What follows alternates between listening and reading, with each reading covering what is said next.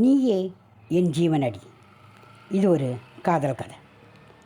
ஆனந்தியின் மனம் கனத்தது.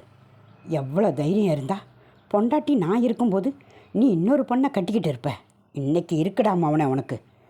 நம்ம வாழ்க்கைக்கு ஒரு சான்ஸ் கேட்டுட்டு என்னை ஏமாற்ற பார்க்குறியா? என்னை நினைத்து கொண்டிருக்கும் போதே அவளது கண்களின் ஓரத்தில் இருந்து அவளின் அனுமதியின்றி நீர் கசியத் துவங்கியது. அதை உணரும் மனநிலையில் ஏனோ அவள் இல்லை. அந்த பெண்ணின் மீது ஏன் பொறாமை உணர்வு வருகிறது என்று அவளால் அறிய முடியவில்லை. நகர மனமின்றி இதயம் வலிக்க வலிக்க சிலை என நின்றவளை மணியின் குரல் பின்னால் இருந்து கேட்க வலிந்த கண்ணீரை வேகமாக துடைத்தாள். என்ன நீ பதுங்கி பதுங்கி எங்கேயோ போக பார்க்குறீங்க அப்படின்னு நினச்சா ஜவுளிக்கடை பொம்மை மாதிரி இங்கேயே நிற்கிறீங்களே.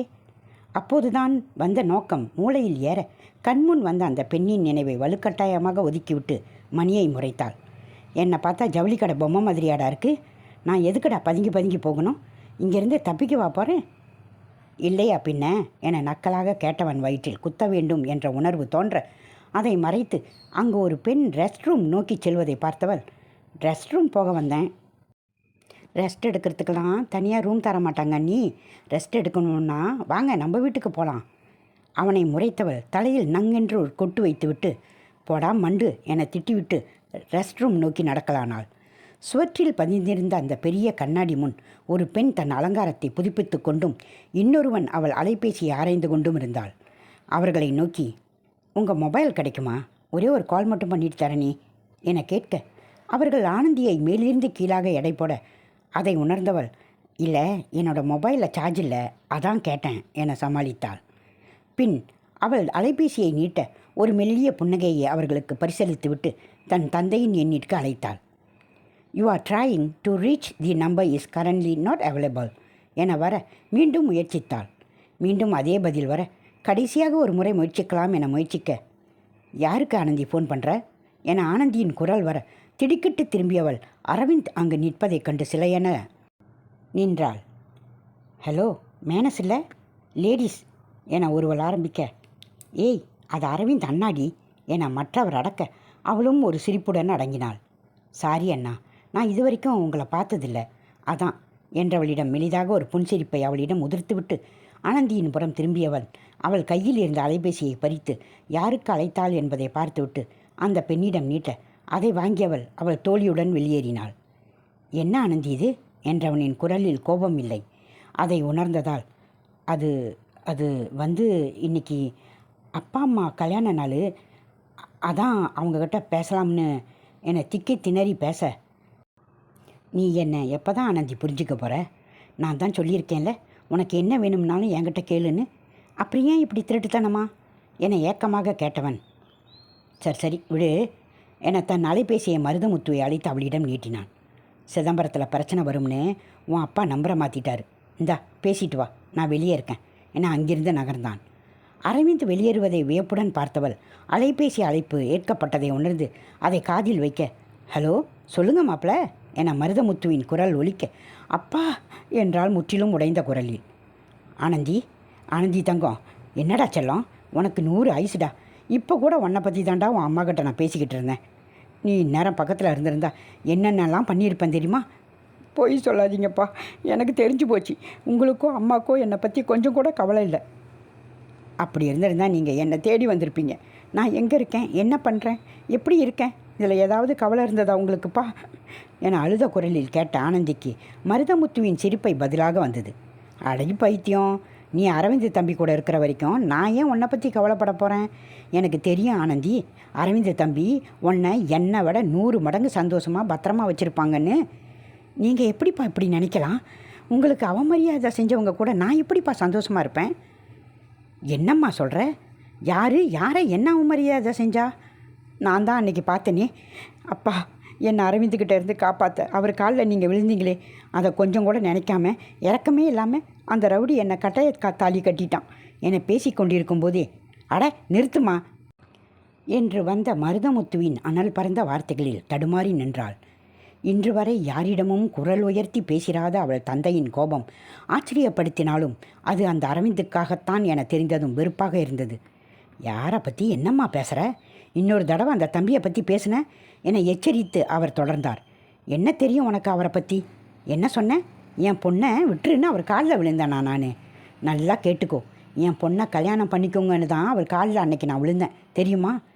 அப்பா என்ற ஆனந்தியின் அதிர்ச்சி குரல் அலைபேசியை தாண்டி மருதமுத்துவை அடைந்திருக்கும் என்பது சந்தேகம்தான். அன்று சாப்பிட்டு முடித்துவிட்டு சோபாவில் அமர்ந்திருந்த அரவிந்திடம், தம்பி உங்ககிட்ட கொஞ்சம் பேசணும் என தயங்கி நின்றார் மருதமுத்து. சொல்லுங்க. இங்கே வேணாம், தோட்டத்து பக்கம் போய் பேசுவோமா என்றார் மாடியிலிருந்த ஆனந்தியின் அறையை நோட்டம் விட்டவாரி. சரி என்றவன் மருதமுத்துவுடன் தோட்டத்திற்கு செல்ல மருதமுத்து மெல்ல ஆரம்பித்தார். தம்பி உங்களுக்கு தெரியாது எதுவும் இல்லை. அந்த சிதம்பரம் எவ்வளவு மோசமானவன்னு அவனுடைய பார்வை இப்போ ஆனந்தி மேலே இருக்குது. அவன் பணத்துக்காக உயிரை கொள்கிற பிசாசு. பிரகாசா ஆனந்திக்கு கட்டி வைக்கணும்னு நினைக்கிறான். ஆனந்தியை கல்யாணம் கட்டி வைக்கலன்னா அவளை கொல்லக்கூட தயங்க மாட்டான். அவகிட்ட இருந்து ஆனந்தியை காப்பாற்றணும்னா ஒரே ஒரு வழி தான் இருக்குது. என்ன வென்றான் புருவங்களை உயர்த்தி. நீங்கள் ஆனந்தியை கல்யாணம் பண்ணிக்கணும். நீங்கள் புரிஞ்சுதான் பேசுகிறீங்களா என கேட்டான் அடக்கப்பட்ட ஆவேசத்துடன். ஆமாம் தம்பி, நான் நல்லா யோசித்து தான் முடிவெடுத்திருக்கேன். ஆனந்தியை பாதுகாக்க உங்களால் மட்டும்தான் முடியும். அவளை காப்பாற்ற உங்கள் கல்யாணம் தான் ஒரே வழி. என்ன பேசுகிறீங்க நீங்கள்? ஆனந்தி சின்ன பொண்ணு, எனக்கும் அவளுக்கும் 10 வயசு வித்தியாசம் இருக்குது. அதுவும் இல்லாமல் அவளுக்கு சும்மாவே என்னை கண்டாலே பிடிக்காது. என்னை பார்த்தாலே முறைச்சிக்கிட்டு சுற்றுறா. அவள் பேசுகிறதே அதிசயம் என்கிட்ட. இதில் நீங்கள் கல்யாணம் அது இதுன்னு வேற சொல்கிறீங்க. அவளை விடுங்க தம்பி. உங்களுக்கு ஆனந்தியை கட்டிக்கிறதுக்கு சம்மதம் தானே? நான் என்ன சொல்கிறேன், நீங்கள் என்ன கேட்குறீங்க? இதெல்லாம் சரிப்பட்டு வராதுங்க. சரிப்பட்டு வராதுன்னு சொல்கிறீங்களே தவிர சம்மதம் இல்லைன்னு சொல்ல மாட்டீங்களே. நல்லா யோசித்து சொல்லுங்கள் தம்பி. நீங்கள் கையிலேயே வச்சுருக்கிற இந்த தொங்குற தாலிக்கு யார் சொந்தக்காரின்னு நீங்களே சொல்லுங்கள் தம்பி. போதும் நிறுத்துங்க. இந்த தாலி வேணா ஆனந்திக்கு சொந்தமானதாக இருக்கலாம். ஆனால் எங்கள் கல்யாணம் என்றவன் ஒரு வினாடி கண் மூடி பெருமூச்சு விட அதற்குள் அவன் காலில் விழுந்தார் மருதமுத்து.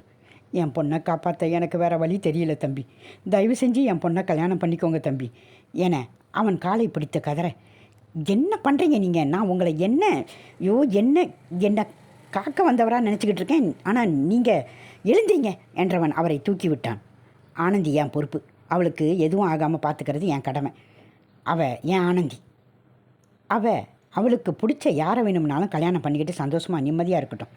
எப்போவுமே சந்தோஷமாக இருக்கிற ஆனந்தி மட்டும்தான் எனக்கு வேணும். அதுக்கு நான் என்ன வேணாலும் செய்வேன்.